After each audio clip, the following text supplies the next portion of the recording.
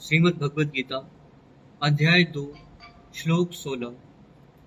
नासतो विद्यते बाहु न भावो विद्यते सतः उभयोरपि दुष्टोन् सत्य न योऽस्ति सर्वि।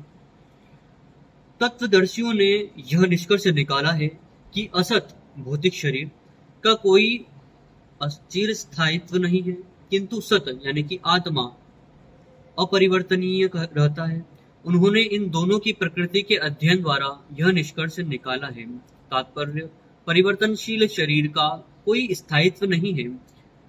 आधुनिक चिकित्सा विज्ञान ने भी यह स्वीकार किया है कि विभिन्न कोशिकाओं की क्रिया प्रतिक्रिया द्वारा शरीर प्रतिक्षण बदलता रहता है। इस तरह शरीर में वृद्धि तथा वृद्धावस्था आती रहती है, किंतु शरीर तथा मन में निरंतर परिवर्तन होने पर भी आत्मा स्थायी रहता है। यदि पदार्थ तथा आत्मा का अंतर है, स्वभावतः शरीर नित्य परिवर्तनशील है और आत्मा शाश्वत है। तत्वदर्शियों ने, चाहे वे निर्विशेषवादी हो या सगुणवादी, इस निष्कर्ष की स्थापना की है कि विष्णु पुराण में कहा गया है कि विष्णु तथा उनके धाम स्वयं प्रकाश से प्रकाशित है, यानी कि वहां पे सूर्य जैसे प्रकाशवान की कोई जरूरत नहीं है, स्वयं से प्रकाशवान है उनका लोक। सत तथा असत शब्द द्वारा आत्मा तथा भौतिक शरीर पदार्थ में भी उद्यत है। सभी तत्वदर्शियों की यही स्थापना है।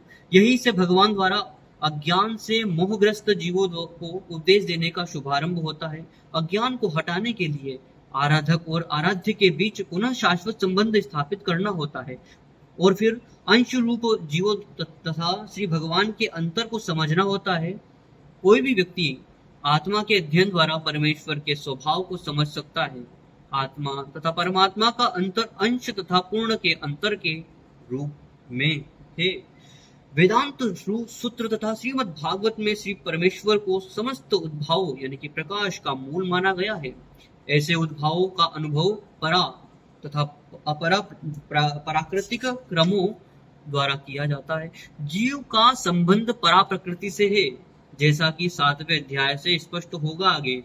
यद्यपि शक्ति तथा शक्तिमान में कोई अंतर नहीं है, यानी कि शक्तिमान के अंदर ही शक्ति है, किंतु शक्तिमान का परम माना जाता है कि और शक्ति तथा प्रकृति को गुण, अतः सारे जीव उसी तरह परमेश्वर के सदैव अधीन रहते हैं जिस तरह सेवक स्वामी के शिष्य तथा शिष्य गुरु के अधीन रहता है।